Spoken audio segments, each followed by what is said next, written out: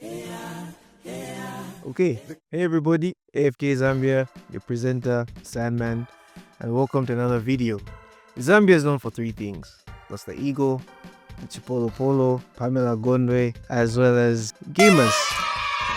Every community you go to, Charleston, Avondale, Woodlands has a game center with dedicated gamers clocking out and spending so much time playing there. Away from that, this video won't just focus on gaming, but more on the PC community, because that's the community I'm a part of. So I put a poll on my Twitter, just trying to ask any person who has any interest in that space to, throw their questions. I'm just trying to raise more awareness from my community, as well as just get us to get together. All right. The first question I received was, who is Pisquet and what has his impact been in the community? Yeah, so I wanted to find out. I sat down with Pisquet last week and just to give him a chat. Look at this dude. Just kidding. Why did you guys actually believe that? Side note, Pisquet, I'm going to interview you one day. For those who don't know, Pisquet is this guy. I've had the privilege of meeting him at a LAN parties hosted at Monsieur Tunya Mall. That's in Munali. And his store, Krebi, he hosts a couple game tournaments for different games. That's FIFA, Tekken, Mortal Kombat, the whole shebang. Especially the fighting game community. And so if you're into those, that guy's got your back. And can we also talk about his PCs? Chef's kiss. The man has amazing rigs that will leave you inspired or jealous or both. There was also this one time I really needed some game files for MK1, and Pisquet, he let me copy them straight from his PCs. Saved me a ton of time and data. He's an absolute legend. So yeah, all in all, I'd say he's a tremendous representative of the PC gaming community here, and we're lucky to have him. Question number 2 came, is it better to buy games or download them illegally? What are the pros and cons of both? Well, firstly, let's get this out of the way. It's illegal, so you're not supposed to be doing that. Wink. But hey, here's the thing. When you buy the game, you get updates throughout the entire life cycle. It's wow.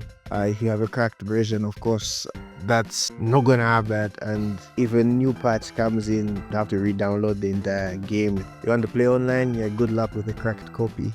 But I mean, let's be real for a second. Sometimes it's just tough living in Zambia when a game is pushing $80. I get it. I see why someone would be tempted to try out the game first before coughing up what feels like a month's rent on the latest title. At the end of the day, personally, to each his own, but those are some of the things to consider.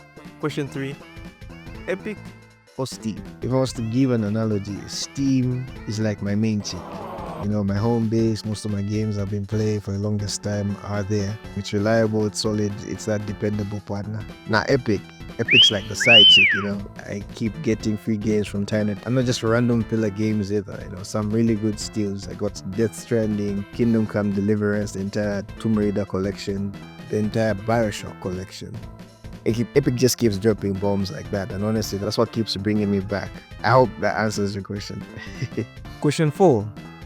What's the cheapest way to build a PC?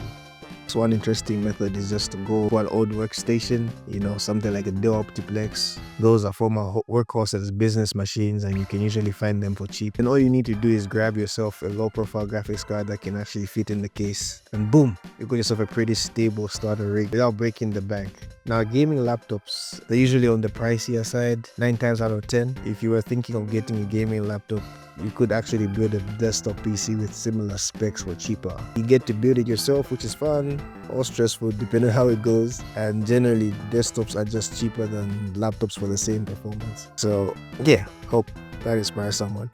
Question 5. Gaming laptops, yes or no?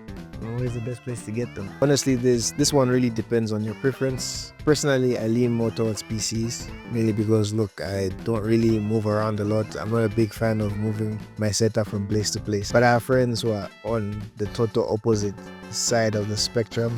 Leo, I'm talking about you, and they're all about gaming laptops. They pick a laptop over a desktop on any day. So here's how I see it. If you want portability, then yeah, a gaming laptop is a solid option. Now, as for the best place to get one, I'd honestly suggest looking online. You can check out EveTech, Bootware, or even grab some good deals off eBay or Amazon. Question number 6, what's the best network to use for online gaming? I know I'm actually really passionate about this one because I've been struggling with this recently. So here's my thoughts. I think it's one of those subjective questions. It really just depends on where you're located. But let's face it, networks in Zambia, they're not exactly consistent. Personally, I've gamed on everything. Zamtel, MTN, Airtel, Starlink, Simba, Liquid. There'll be moments where I've got a really good experience out of all those networks, but currently I'm actually struggling because I moved to this new location where nothing seems to work, which is crazy because I just stay right by a network tower and I have no idea what network that tower is providing. So, Zambian ISPs, Y'all motherfucking server is down. Get that shit back up. We trying to play. Anyway, the key things to consider is figure out what network works best where you are. Are you near the towers? How stable is the network in your area? If I had to plot this on a graph, I would say Liquid is probably up there in terms of like giving me the best ping. I think the best ping I've ever had gaming online in Zambia has come from Liquid. However, I would say Starlink has been the most consistent network experience I've had. Even though the ping is not necessarily the best, I hope that answers your question. Just try and figure out what works best for you and yeah, do it from there.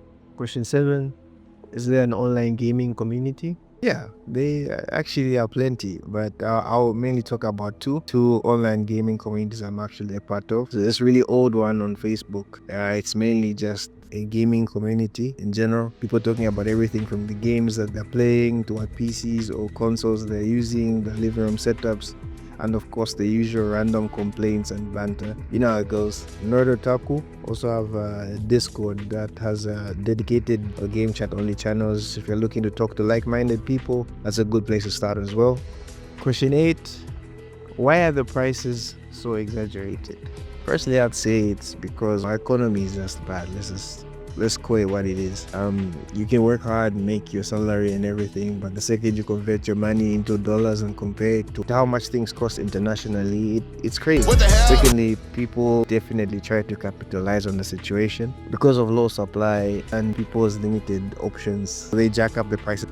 Question 9, why haven't handheld PCs taken off in Zambia? That's a very good question. Honestly, I'd like to believe there's a market for handhelds in Zambia. There was a time when almost everyone had a PSP, and even now, a chunk of people do have Nintendo Switches. So clearly there's an appetite for portability, and that's the biggest selling point of a handheld PC. But I think what's really held it back, firstly, the price. Last time I checked, the Steam Deck prices, for example, was like $600 or $700. And let's be honest, that's a lot. When someone is spending that kind of money, they are probably thinking, for this price, I could get something more powerful like a desktop, or maybe even a gaming laptop with a bigger screen and better raw performance. That's where it starts to feel like handheld PCs become more of a luxury item rather than something practical for most people here. In conclusion, at the end of the day, whether you're gaming on a budget PC, flexing a beastly rig, making a side chick Epic Games library, or just trying to dodge a 700 ping surprise, the important thing is we're all a big part of this Zambian gaming community. So if you enjoyed this video, please feel free to like, subscribe, tell us what system are you using, are you team PC, team laptop, and catch you in the next one. Mm-hmm.